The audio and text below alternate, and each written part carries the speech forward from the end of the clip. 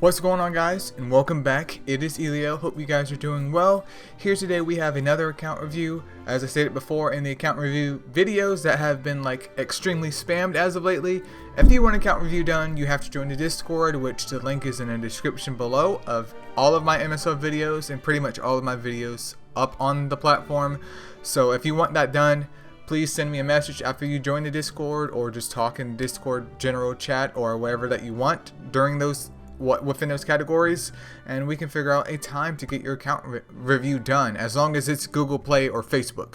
You can still be an iPhone or iOS user as long as your account is tied to Facebook. It doesn't matter, just FYI. But anyways, in today's account we have Zerberke, so let's go ahead and get this party started.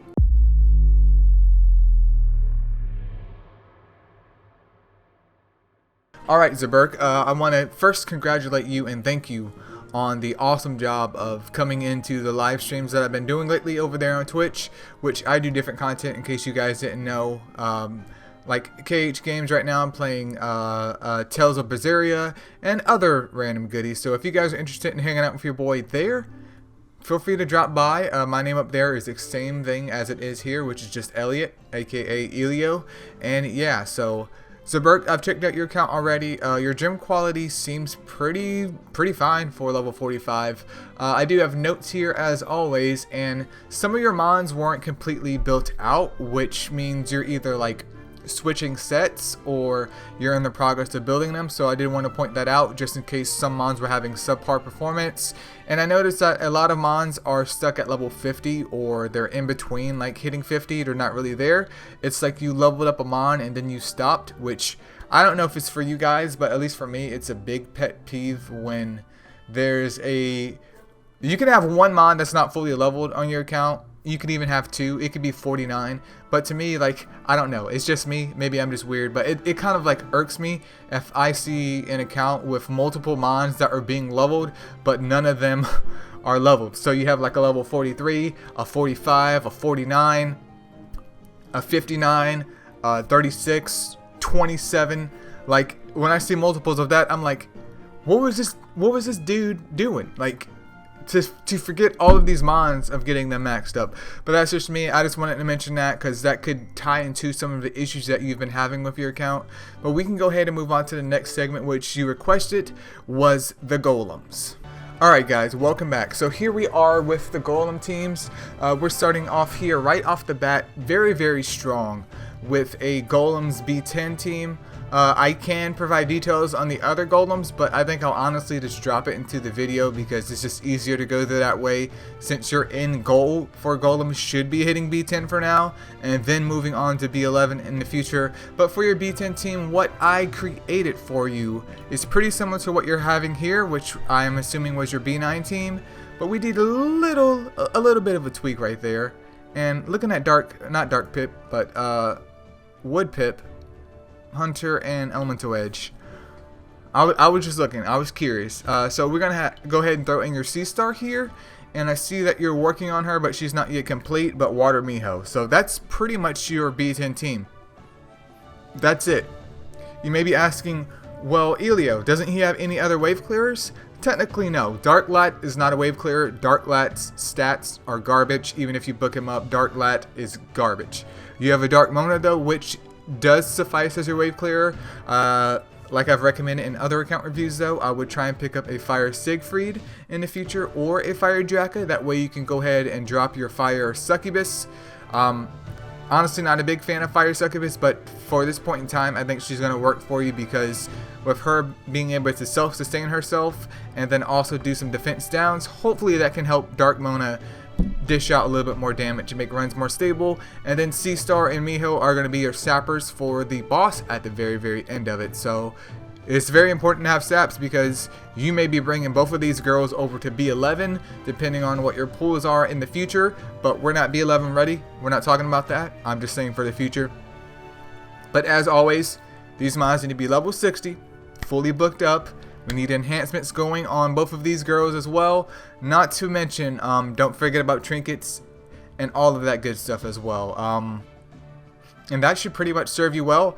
Do you need to super evolve these mons, especially the sappers? Absolutely not. Absolutely not. You can if you want to.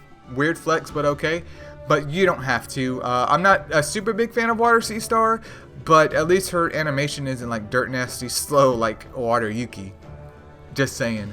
But I'll go and drop the other Golem teams in the video right here, that way we're not spending too much time on Golem teams, because from what I could see, you've already have the mons built up already for your other Golem teams, so I don't want to waste time restating what you already have, if that makes any sense, because the mons that you do have built up looks like they're purely for golems, which that's a thumbs up.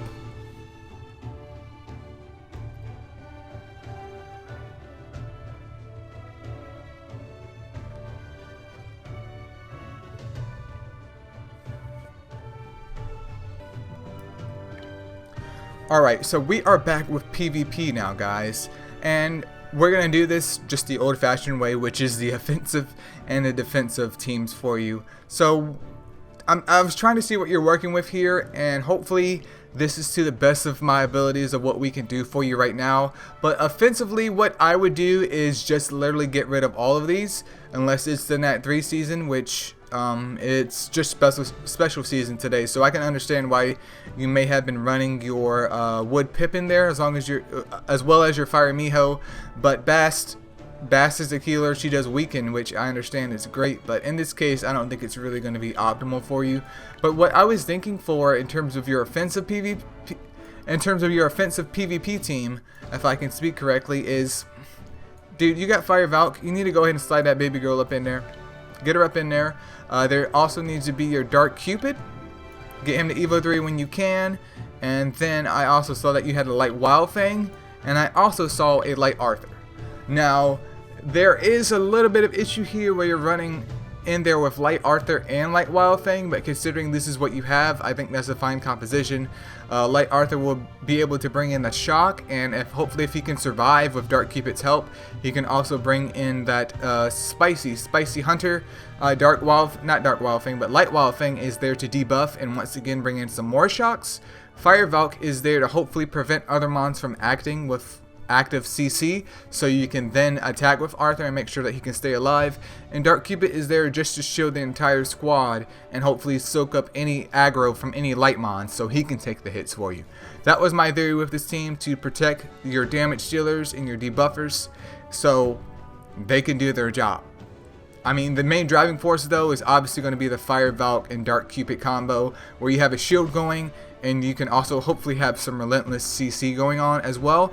And I did notice that you had a Light Griffin, but since Light Griffin isn't Evo 3, this is just a future suggestion, but my thoughts on that was you could possibly drop your Fire Valk and put in your Light Griffin at Evo 3. That way you're running a 1 Dark, 3 Light comp, so the aggro will be split across all 3 of your Light mons, and obviously Dark Cupid is going to take the brunt of the hit. But the theory is that Light Griffin will be able to do his resistance down, which will help Light Wildfang and Light Arthur to stick their attacks a lot better, which it always helps, So defense down will be a lot better. Shock's going to stick a lot better for both of them. That was my thoughts behind that, but I'm sure the PvP boys out there may have better thoughts on that. But that's the offensive. We're going to go ahead and move on to the defensive next though, just to make things super duper easy, and then I'll do a quick scroll through so everyone can take a look at your mons, just to make sure I'm not missing anything. Or if you guys have any better suggestions, feel free to leave them in a comment below, man. That is what these videos are here for. These videos are here to teach you guys that are requesting the account reviews, but also viewers, and not to mention your boy, because let's face it, I know nothing. Alright, so for your defensive squad, very, very similar to what we had before. Absolutely no surprise there. Dark Cupid and then your Fire Wildfang will be pretty poggers in terms of your defense. And then what else I was thinking was your Light Miho. You could definitely put her to use with her recent buff. Well, it's not so recent, but it is more recent than other mons. And then there's obviously going to be Anomaly in here. I was thinking either you could do Water Nightmare or Water Odin, but in this case I was thinking Water Odin. That way you have some RGB mons mixed in with some light and dark mons. You have Cupid with the shield, you have Fire Valk with the CC, you have not Wood Odin, but Water Odin with the CC, and then you have Light Miho with another annoying shield to hopefully taunt any dark attackers to her. that was my thought process behind there. You guys may have a better idea. You may say put in Water Wild, not Water Wild thing, but Water Nightmare instead. But this is what I was thinking. Just if I was fighting something as a level 45, what would be super annoying? I think a team like this would be super annoying. Of course, if people were Evo 2, Evo 3 if possible, enhancements, trinkets, skill books, etc. The whole 9 yards. The whole 9 yards. But that was my thoughts on your defensive team for now. I mean, it's pretty simple, but you guys could have better suggestions. So let me go ahead and click off of these guys real quick, and we'll do a quick scroll through your box. So any other of the PvP Andes could also put their input in there. And you could also throw in your Water Persephone instead of Water Odin or Water Nightmare to add some passive heals to the squad.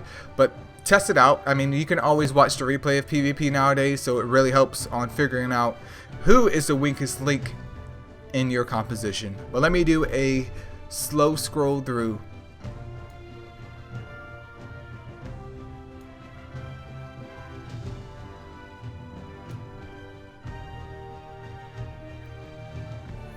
But I think as a level 45, like, your roster isn't like completely like filled out by any means, but I think as you progress, Zerberke, that things should be filling out for you, because you don't really have like a specific amount of mons to do specific content, but you have enough variety that you're literally waiting on 1 or 2 mons and you'll be good to go, dude. Like, you will be good to go.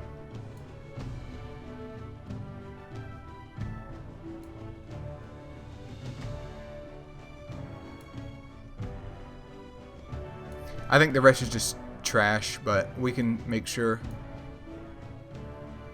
Yeah, but that's pretty much it what Zerberke has in terms of PvP mons.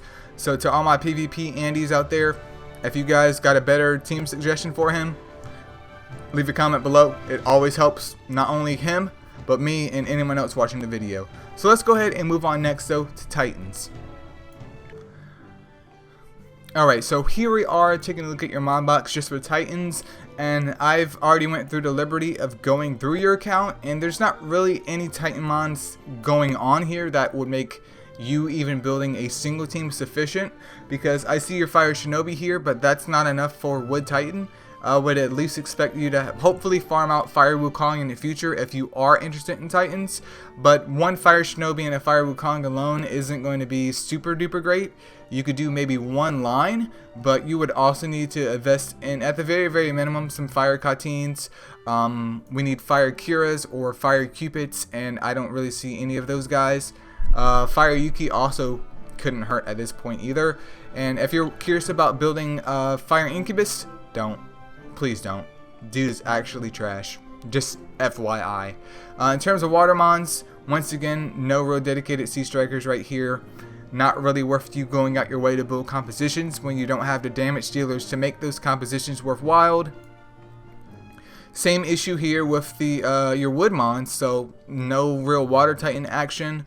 For light and dark titans, once again, same issue. Don't worry though, because light and dark mons, especially Sea Strikers, aren't like given out for free most of the time. Unless you count the free selection card. It's usually either luck based or donation based. But you do have a Dark Wukong as a Nat 5. I'm curious to see where you got him from. Was there any other Nat 5s though for the weird flex? Even though I know I was just commenting about Titans. I don't think so. Yeah, because there's nothing in storage. Nothing in storage at all. But that's it for Titans. I'm sorry that doesn't really help, but I can't work with something that I don't have or don't see. But let's go ahead and move on to Tower of Chaos next. Alright, so here's the team I set up for you for Tower of Chaos. This is pretty much the Wave Clearer / CC squad, and by CC squad I mean pretty much Fire Valk. But the theory behind this team setup is obviously Dark Cupid is there as a shielding boy to protect your other mons. Dark Mona will serve as the Wave Clearer as you climb up the tower. C-Star's role is more supportive, like she's going to be there for damage, but she should hopefully be there to take some aggro off Dark Mona and Dark Cupid if that event arises, which I don't think it should, but you never know. But I mean, Dark Sea Star's damage, especially if she's super evolved or fully booked up nowadays, it's pretty decent, so I think it would work for now. And Fire Valk is just there for pure CC. Is this the best composition in the world? Absolutely not, but I'm trying to work with what you have here, and wave clearing and CC is the most reliable way to get through Tower of Chaos.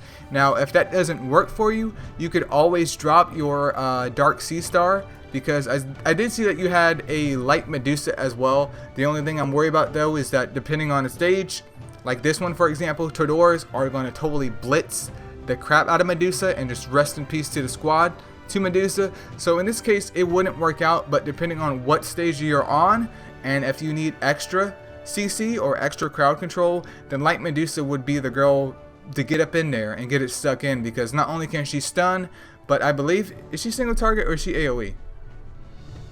I've honestly never used Medusa. Okay, she's AoE, so she is crit reliant, but she does have elemental edge. I know she's a light mon, but we're just trying to work with what you have here, and I don't think it's going to be that big of a deal if she has elemental edge going off on mons, especially if she can bring in some CC action to go along with your Fire Valk. But those are my thoughts on traversing through the Tower of Chaos. Obviously your mons need to be level 60, enhanced, trinkets, skill books, yada yada yada. We all know. I just drive that point home because that's where a lot of people struggle at. You're trying to clear out level 60 content with level 40 mons. I can't do it? What? Why is this so hard? I don't know. I don't know. And also, quick suggestion with that as well is that if you need another nuker, you could always bring in Light Medusa and Light Arthur to hopefully take some aggression off of running one Light Mon. But would I drop, like, it's up to you if you want to drop either Fire Valk or Dark Cupid in that situation. But if that's purely if you needed a nuker, Fire Valk in certain cases, depending on how fast Dark Cupid can get his shield off, may be a better choice to drop, but it really just depends on how fast your Dark Cupid can get his shield up. But don't forget about Light Arthur as a nuker. But that's my suggestion for Tower of Chaos. But alright guys, so we're going to go ahead and sum this video up here for my boy Zerberke, which once again, thank you for stopping by all the time, dude. You're the MVP. But basically what we can take away here is that I would continue leveling up your mons to level 60. Obviously, I would start with the mods that I've pointed out all throughout the video to get those guys up to 60. Make sure that their gems are pretty decent, enhancements, trinkets, skill books, etc. Get those mods up to par, because the biggest issue is gems, and the biggest way to address the gems issue is just to suffer through the lower level golems until your B10 team is level 60 and gemmed up properly, and then focus purely on B10. That way you're not like going back and forth between farming B9 for 2 days, farming B7 for 2 days, farming B8 for 2 days. You can focus purely on B10. I think in the future you will be B11 ready, but at this point in time, would I recommend it? Absolutely not. Absolutely not. Not saying that your account is garbage. It's just you can't run a marathon if you're still crawling. That's what we're trying to get here. And for more and easier story progression, I highly recommend you either pick up a Fire Siegfried in the future or a Fire Draka. That way you can not only bring those mons in with Dark Mona, but it's going to help you clear out a lot of PvE content, and it's going to make you face roll a lot of things. And overall, it's just a big quality of life update to the game, having a really powerful and dedicated wave clearer that can cheese a lot of things in the game.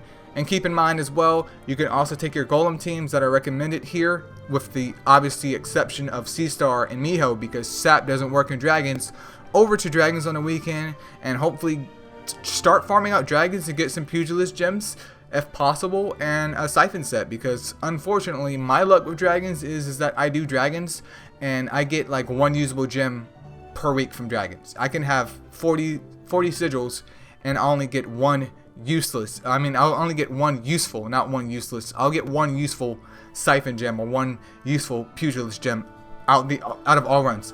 That's just how it is. Dragons is a scam, but it is what it is, guys. If this video helped though, feel free to leave a comment below. If you guys want an account review done, I've already stated at the beginning of the video, so go back and check that out. And I'll see you guys in the next one. Peace out.